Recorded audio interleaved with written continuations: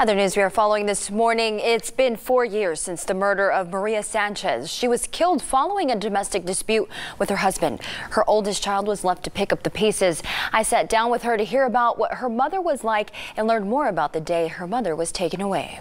I would always call her after work. She was my go-to. Like, for the littlest thing, she'd be like, oh, what happened? I'll be like, I don't know, I'm just calling. But the call stopped in October of 2013 when Ruby's mother was murdered at the hands of her stepfather. So tell me about your mother, Maria. What was she like?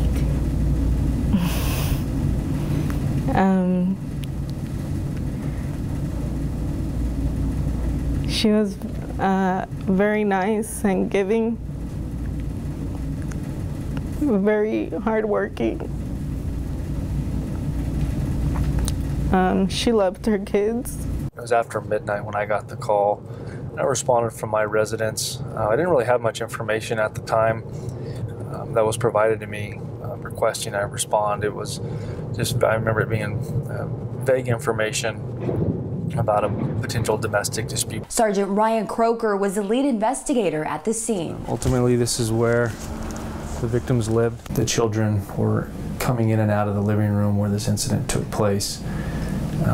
There was an altercation. One of the children did observe Mr. Cortez strike Maria, which ultimately led to her becoming unconscious and ultimately was the cause of her death.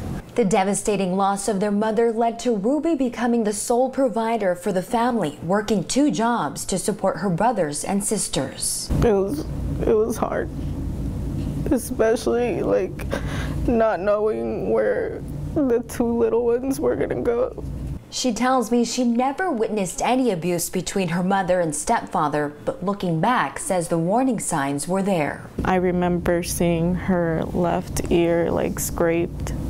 And I believe I had asked her what happened, and she just said that she had fell on the concrete. It's estimated that around 1 in 5 children have been exposed to domestic abuse, and 1/3 of children witnessing domestic violence also experienced another form of abuse. Because cases like this, you don't just put it away. You don't just walk away and bury it down and put it to the side and not think about it anymore. Which is why an unlikely friendship was formed from tragedy. My wife's family, we got some money together and we bought them all Christmas presents.